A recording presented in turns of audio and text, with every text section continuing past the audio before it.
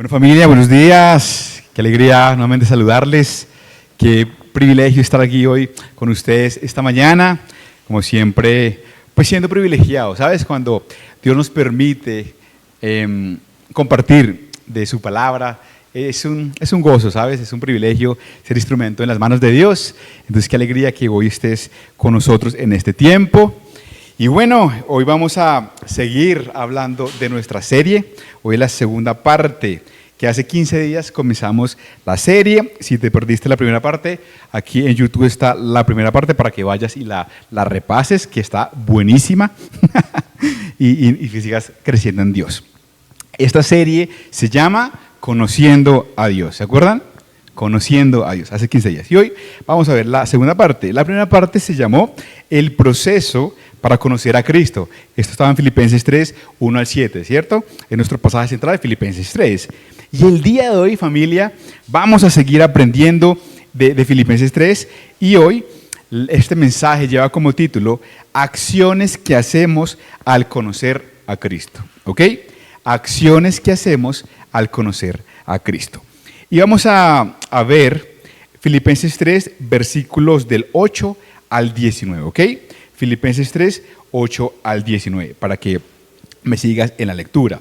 Y como siempre es habitual, me gusta como compartir los 3 puntos importantes para todos los que estamos escribiendo acá y en sus casas después, espero que sigan escribiendo. Entonces, 3 puntos de nuestro mensaje. Punto número 1, renunciar para conocer, entre paréntesis, dejar tu presente. Repito, renunciar para conocer, dejar tu presente. Esto es del versículo 8 al 16, ¿ok? Punto número 2, seguir el ejemplo de creyentes maduros. Seguir el ejemplo de creyentes maduros. Esto lo veremos en el versículo 17. Y tercer punto es reconocer a los enemigos de la cruz. Reconocer a los enemigos de la cruz, versículos 18 y 19, ¿ok? Entonces también recordar que estamos hablando aquí de Filipenses, una carta que hizo el apóstol Pablo, que le escribió esta carta a la iglesia de Filipo, por eso son los filipenses, y nos está hablando de conocimiento de Cristo. Entonces son las porciones que hemos hablado de la palabra, eso es el concepto. Entonces vamos a nuestro primer punto. ¿Cómo se llama? Renunciar para conocer, ¿ok? Renunciar para conocer, dejar tu presente. Versículo 8 al 16. Y voy a leer en la versión Reina Valera de 1960 para que me sigas en la lectura. Dice el 8 hasta el 16. ¿Listos? Dice, y ciertamente aún estimo todas las cosas como pérdida por la excelencia del conocimiento de Cristo Jesús, mi Señor, por amor del cual lo he perdido todo y lo tengo por basura para ganar a Cristo. El 9 dice, y ser hallado en él, no teniendo mi propia justicia, que es por la ley, sino la que es por la fe de Cristo, la justicia que es de Dios por la fe, a fin de conocerle, y el poder de su resurrección y la participación de sus padecimientos, llegando a ser semejante a él en su muerte. Y si en alguna manera llegase a la resurrección de entre los muertos. No que lo haya alcanzado ya, ni que ya sea perfecto, sino que prosigo por ver si logro asir. Asir es alcanzar, ¿ok? Entonces si logro alcanzar aquello para lo cual fui también alcanzado por Cristo Jesús. El 13 dice, hermanos, yo mismo no pretendo haberlo ya alcanzado, pero una cosa hago, olvidando ciertamente lo que queda atrás y extendiéndome a lo que está delante. Prosigo a la meta, al premio del supremo llamamiento de Dios en Cristo Jesús. El 15. Así que todos los que somos perfectos, esto mismo sintamos. Y si otra cosa sentís, esto también os lo revelará Dios. Pero en aquello a que hemos llegado, sigamos una misma regla, sintamos una misma cosa. Amén y amén.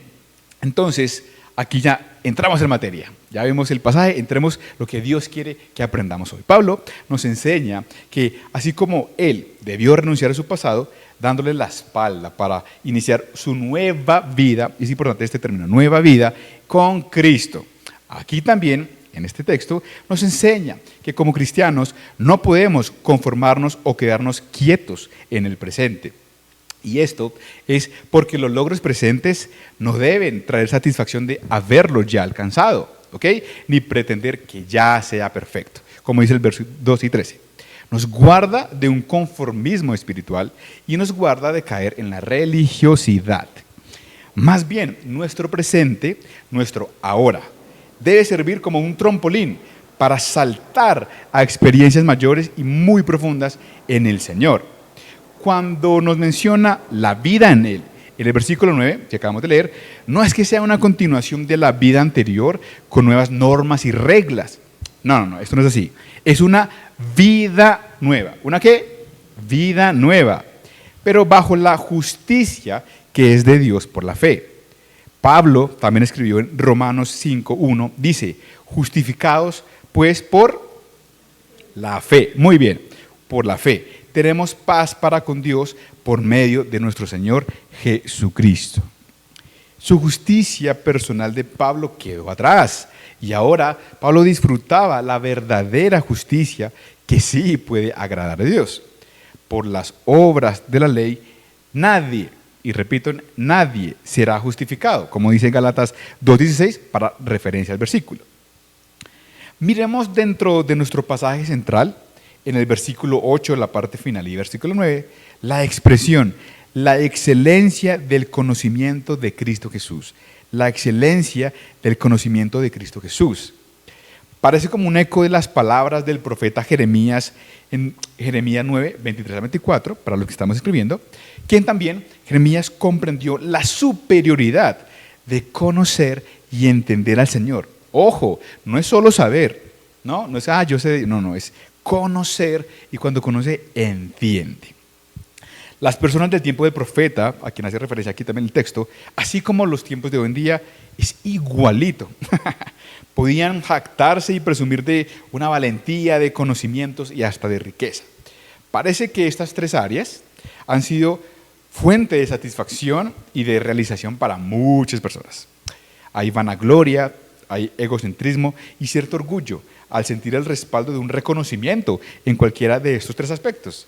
Por lo que un espíritu falso de superioridad hace que la persona espere ser reconocida por sus conocimientos, por su valentía o por su riqueza. Pero escucha, Dios no se opone a que te superes en conocimiento, en valentía o riqueza, siempre y cuando, y negrilla, área 14, siempre y cuando sean ustedes usados para la gloria de Dios, ¿ok? Para la gloria de Dios y no de las personas.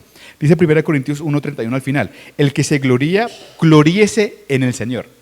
Hágame el favor, el que se gloría, gloríese en el Señor. Entonces esa es la gran, pero gran diferencia, ¿ok? En los versículos 10 y 11 de nuestro pasaje central, podemos mirar que algunos han usado la expresión a fin de conocerle para describir el sentir del apóstol Pablo.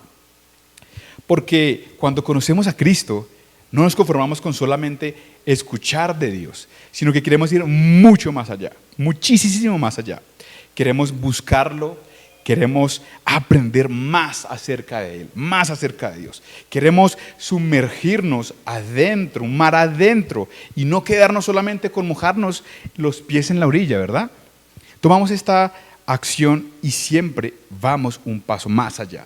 Esta es una acción, recuerda que es una respuesta por amor a Dios, ¿ok? Ya que lo queremos conocer, ya que queremos saber más de Dios, profundizar en Él, de su palabra. Entonces, no es por alguna imposición religiosa, es que tú debes hacer esto, es que tú tienes que hacer eso, si no te vas para el infierno, para la paz y la mocha. No, es por amor, ¿ok? Es por amor ¿a quién? A Cristo, por Él. Es nuestra nueva conducta, nuestras acciones. Y queridos hermanos y hermanas de la familia, este fue el sentir que manifiesta el apóstol en este pasaje. Esta experiencia también el profeta Ezequiel la manifestó cuando Dios lo sacó por el camino de la puerta del norte y lo llevó a ver las aguas que debía cruzar. Esto, para todos los que estamos escribiendo, está en Ezequiel 47, versículos 2 al 5. ¿Okay? Entonces, primero el profeta pasó por las aguas hasta los tobillos, luego hasta las rodillas, después hasta los lomos y por último solo pudo pasar nadando, pues las aguas crecieron un montón. Entonces, también vemos en otra manifestación lo que expresa el salmista, el Salmo 42.1. Vamos a leerlo, Salmo 42.1, y es precioso. Dice lo siguiente: como el ciervo brama por las corrientes de las aguas, así clama por ti, oh Dios, el alma mía. Wow, qué lindo, ¿no? Otra vez, como el ciervo brama por las corrientes de las aguas, así clama por ti, oh Dios, alma mía.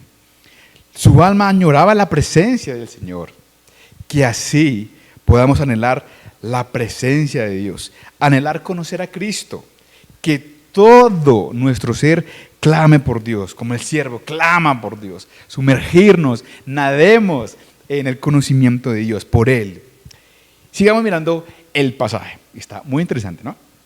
El pasaje, vamos otra vez al pasaje. El apóstol Pablo estaba muy satisfecho por lo que había recibido y era suyo por medio de Cristo, pero no quería quedarse allí, ¿ok? Por eso Pablo renunció al presente, a su ahora, porque anhelaba conocer a Cristo en todo, y todo es todo, muy bien. Pero, ¿qué es en todo?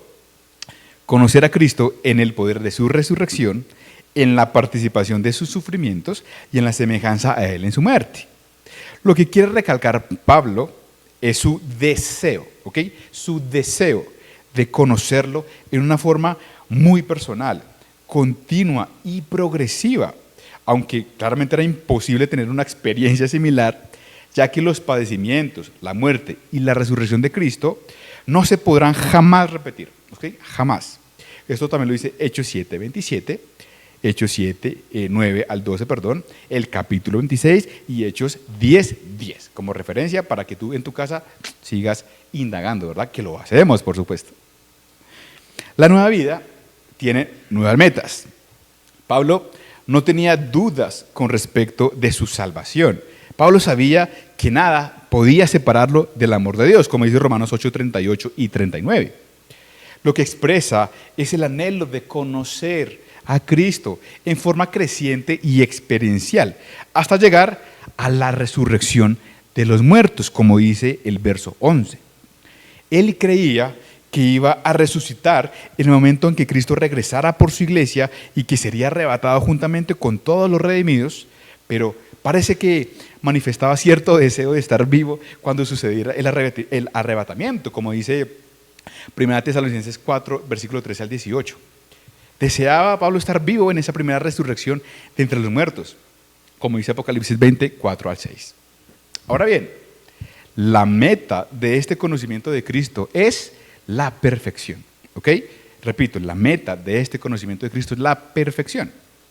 Miremos dos versículos importantes. En Efesios capítulo 1, versículo 4, Pablo escribió: según nos escogió en Él, antes de la fundación del mundo, para que fuésemos santos y sin mancha delante de Él.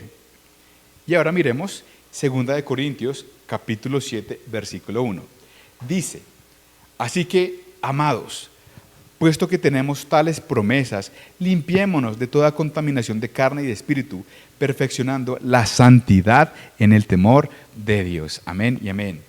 Y cuando leemos estos y muchos otros versículos que subrayan la santidad, podríamos creer que Pablo ya había alcanzado la perfección que el Señor demanda de todos los creyentes. Pero en el versículo 12 y 13 de nuestro pasaje central, Filipenses 3, nos da su testimonio afirmando que aún no lo había logrado.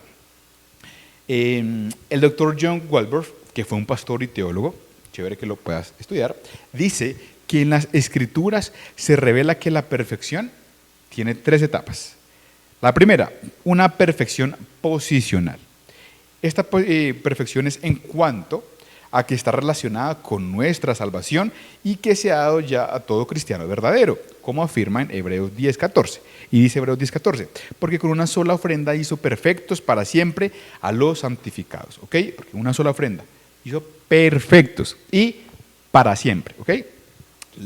El segundo punto de la perfección es una perfección progresiva. Esta se relaciona con la madurez en la espiritualidad. La vida cristiana consiste en el crecimiento en la gracia y en perfeccionar lo que falta. Para este fin, Dios ha dado a los cristianos varios dones espirituales. Y aquí un poquito leamos de Efesios 4:12, a fin de perfeccionar a los santos. Eso dice Efesios 4:12. Entonces es progresiva, ¿ok? Y el tercer punto que nos dice el doctor respecto a la perfección es la perfección definitiva que se poseerá en futuro en la eternidad, como está escrito en Efesios 5:27. ¿Ok? Entonces son esas tres etapas: perfección posicional, perfección progresiva y perfección definitiva.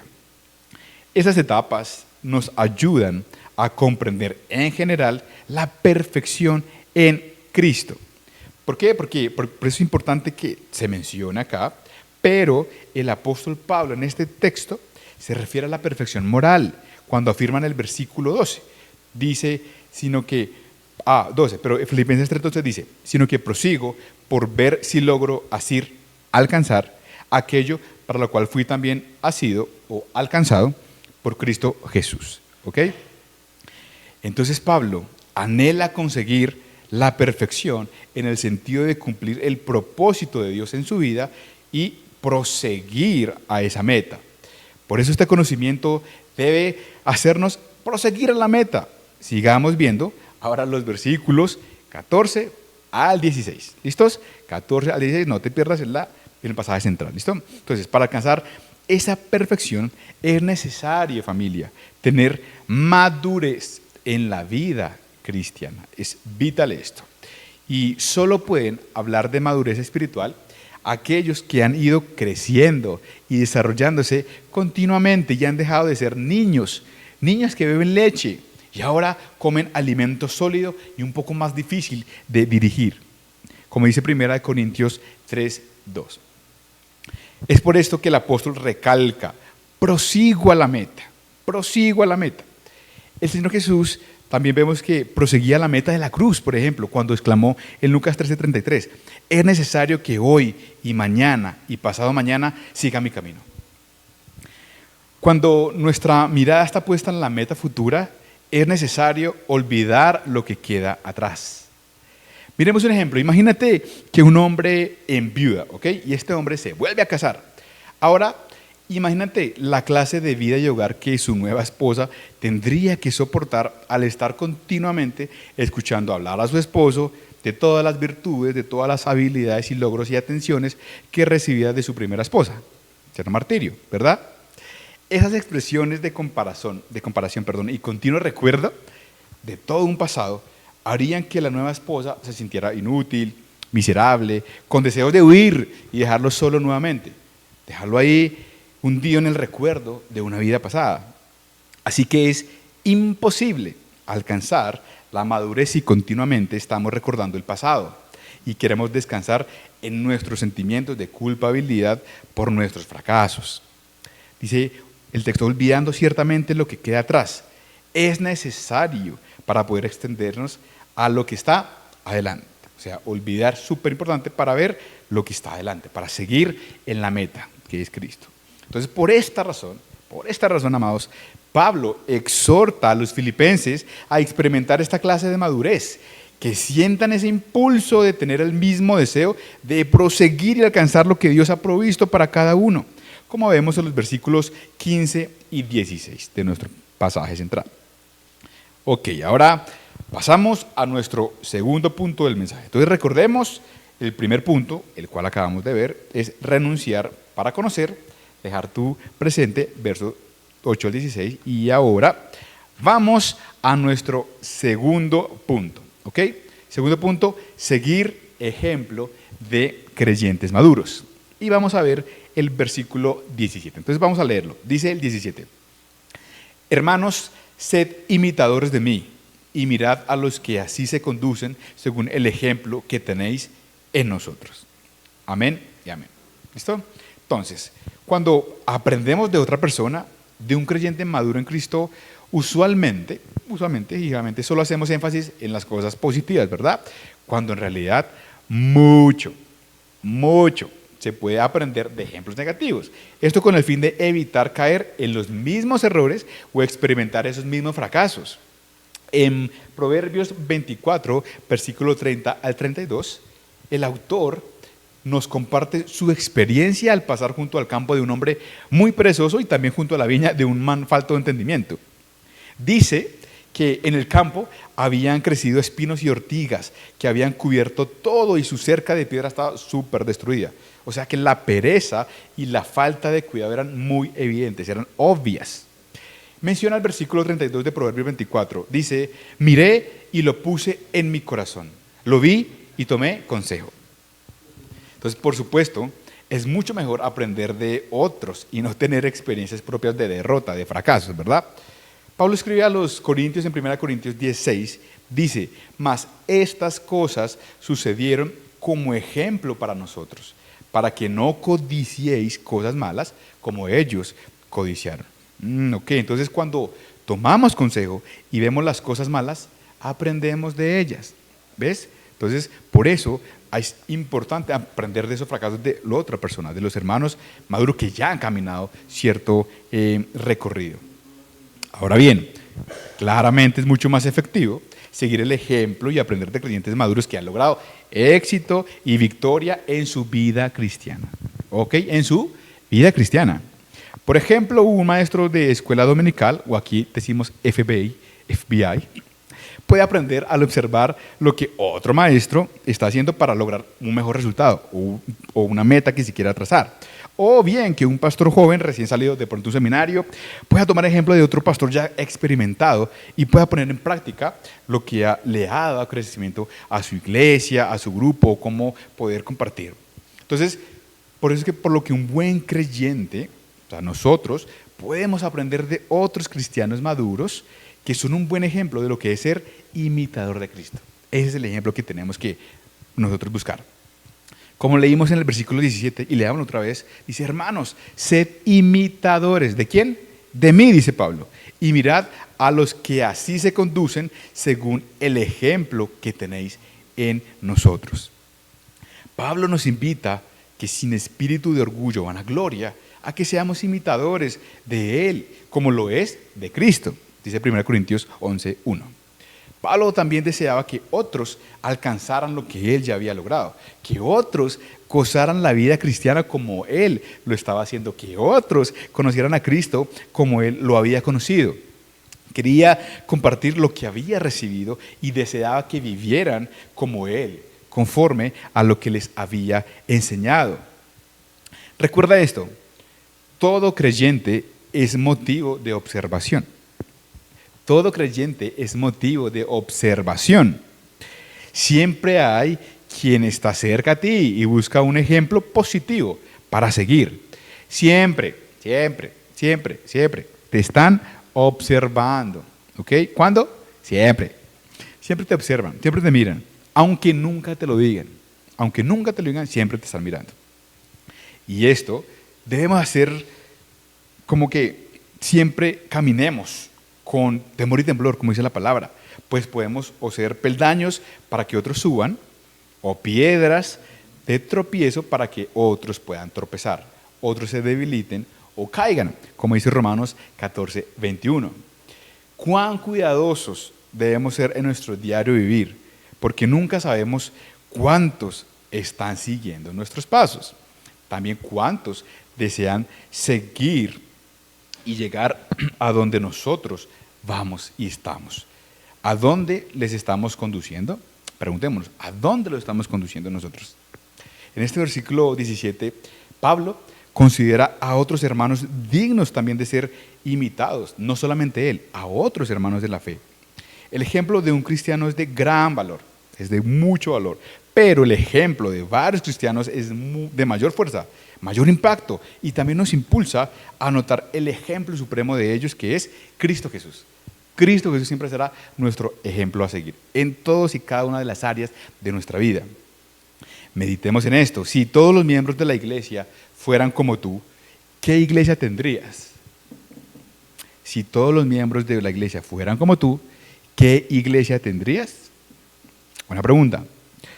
No olvides que tú Tú eres ejemplo de los fieles en palabra, en conducta, en amor, en espíritu, en fe y en pureza, como dice 1 Timoteo 4:12, como referencia.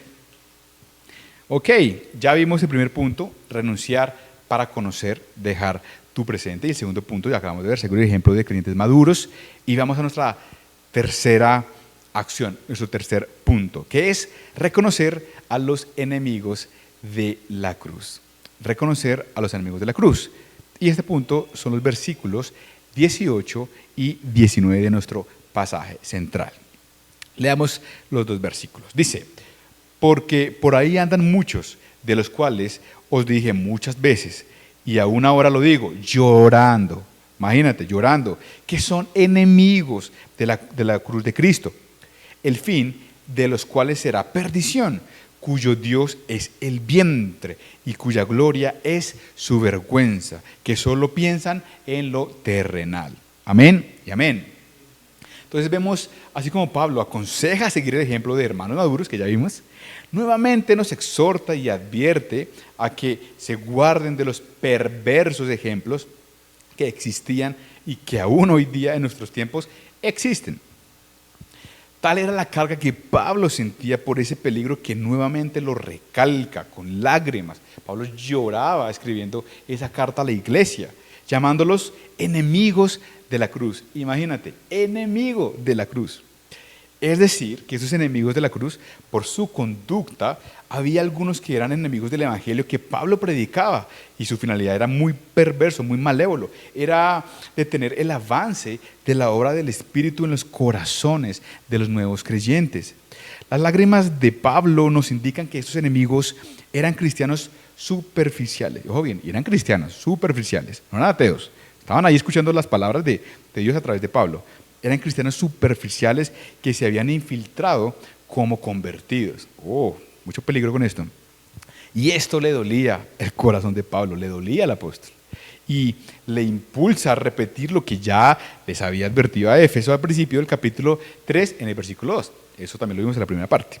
Sentía un pesar por ellos, pero también por el gran daño que causaban a la iglesia. Cuando Pablo escribe también a los corintios, también tiene que advertirles de aquellos que fingen ser hermanos, que fingen, ¿ok? Fingen ser hermanos, pero que siguen buscando su propio placer en medio de una conducta desordenada. Dice 1 Corintios capítulo 5, versículo 11, 1 Corintios 5:11. No os juntéis con ninguno que llamándose hermano fuese fornicario o avaro o idolatra o maldiciente, o borracho, o ladrón, con el tal ni aun comáis. Porque tales personas no sirven a nuestro Señor Jesucristo.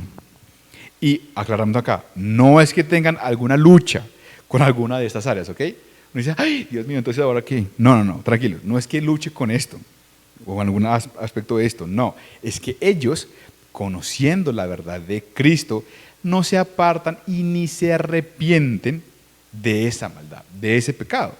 No cambian su vida, no cambian las actitudes de su corazón, pero si aparentan estar dentro de la familia de Dios, dentro de la iglesia, de que van y oran y eso, pero su corazón está igual, no hay arrepentimiento. Por eso es que pervierten la obra de Cristo, la pervierten, por eso es mucho dolor y por eso Pablo lloraba en ese sentir.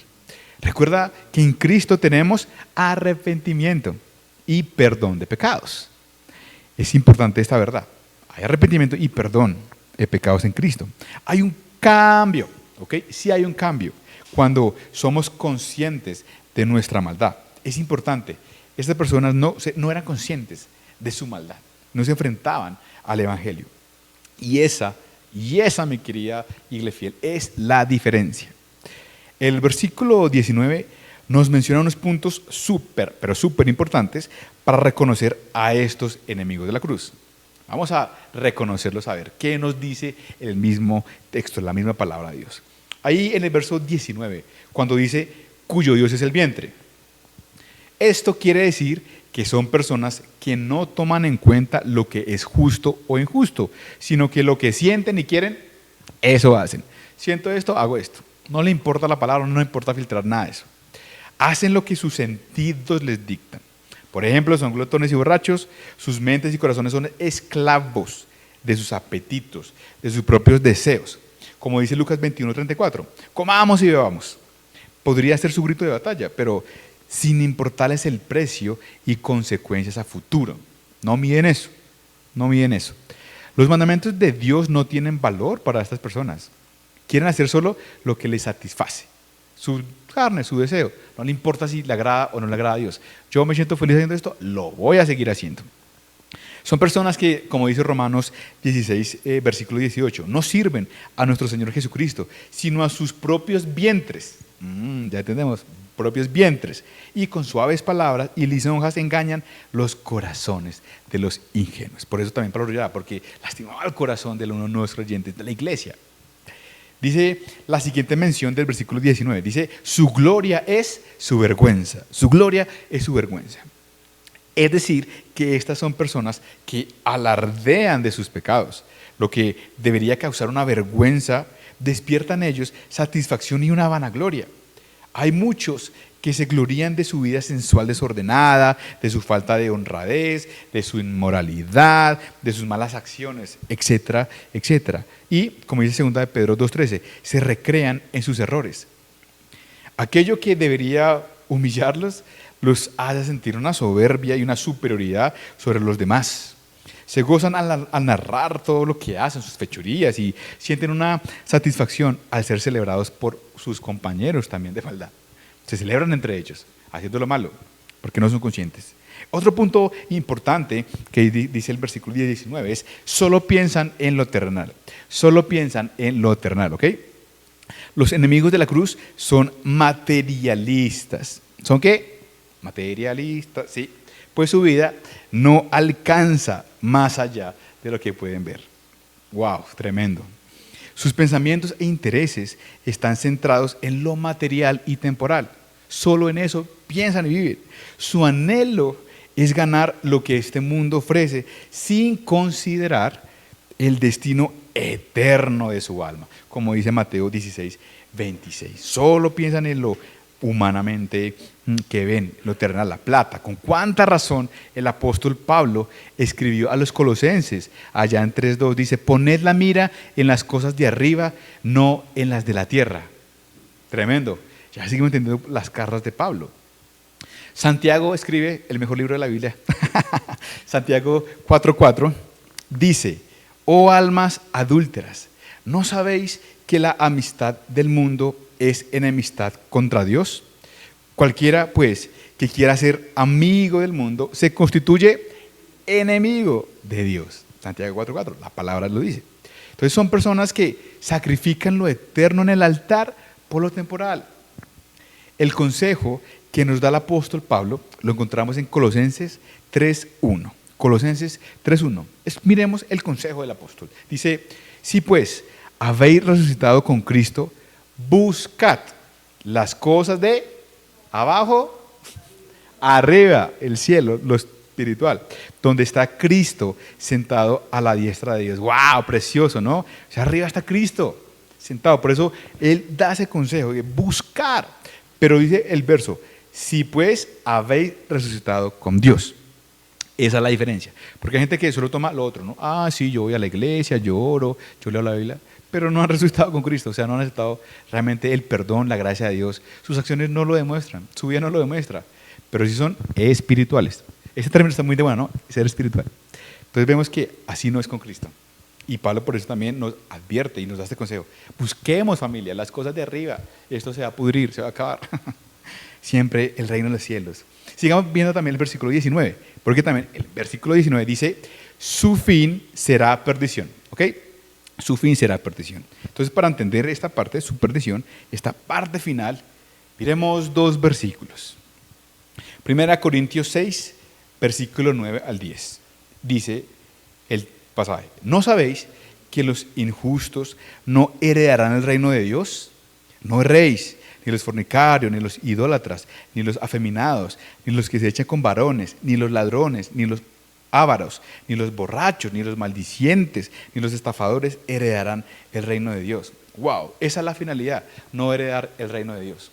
Y repito, no es que se luche con algo de eso, sino que son conscientes de la obra de Cristo, del arrepentimiento y el cambio que el Espíritu Santo hace cuando vamos a Cristo y nos muestra lo que hacemos mal. Y también dice Apocalipsis 21, versículo 8. Apocalipsis 21, versículo 8 dice: pero los cobardes e incrédulos, los abominables y homicidas, los fornicarios y hechiceros, los idólatras y todos los mentirosos tendrán parte en el lago que arde con fuego y azufre, que es la muerte segunda. O sea, muerte eterna, muerte espiritual. Esa es la finalidad de estas personas. Qué duro y qué triste. Esta finalidad es una eternidad sin Cristo, sin Dios. Porque Dios nos ama tanto y nos ama tanto, tanto, tanto, que nos dice que hoy tengamos muchísimo cuidado con esto. Y nos advierte para que no nos dejemos engañar de estos enemigos de la cruz. Por eso, ¿qué más podemos añadir? Dios lo ha dicho todo de forma clara, directa y firme. Guardémonos de los enemigos. Por eso la palabra dice: por sus frutos, ¿qué? Lo conoceréis. Sus acciones. Porque si está Cristo en el corazón, tu vida automáticamente, de forma natural, comienza a vivir como a Dios le agrada. Y todo lo que luchamos, todas nuestras inmundicias y porquerías, porque yo, aunque no parezca todo lindo, sí tengo mucha inmundicia. Y por eso voy a Cristo. Soy el primero, de verdad, que te dice: ayúdame, Cristo. Pero uno se arrepiente y sigue caminando con el Señor, porque queremos seguir a su meta, queremos conocerle y tomar esas acciones, porque ya tenemos ese conocimiento de Cristo. Hoy, amados, el Señor nos está llamando a que tomemos las acciones en nuestra vida. Nos llama a que vayamos mucho más allá, a que también nademos en Dios. Este ir más allá quiere decir que en verdad, anhelemos buscar a Cristo para llegar a el conocimiento de Él y que Él sea perfeccionado en ti y en mí. Que todo nuestro ser clame por su presencia, como el salmista, como veíamos ahorita, que de verdad clame todo nuestro ser por Él. Tú me preguntarás: Santi, entonces, ¿cómo puede un cristiano llegar a ser más y más como Cristo? Gracias por hacerme esa pregunta. La única manera es conociéndolo más. ¿Y cómo se conoce más? Eso se hace cuando pasas más tiempo con Dios, más tiempo con Él, leyendo más su palabra, la Biblia, hablar más con Él, orar, convivir con otros que tienen ese mismo deseo y dejar que el Espíritu Santo te ayude a crecer en esa forma progresiva hasta llegar a la medida de la estatura, de la plenitud de Cristo, como dice Efesios 4, 13 al 15. De pronto hay cosas de tu pasado que Dios quiere que hoy también se las entregues.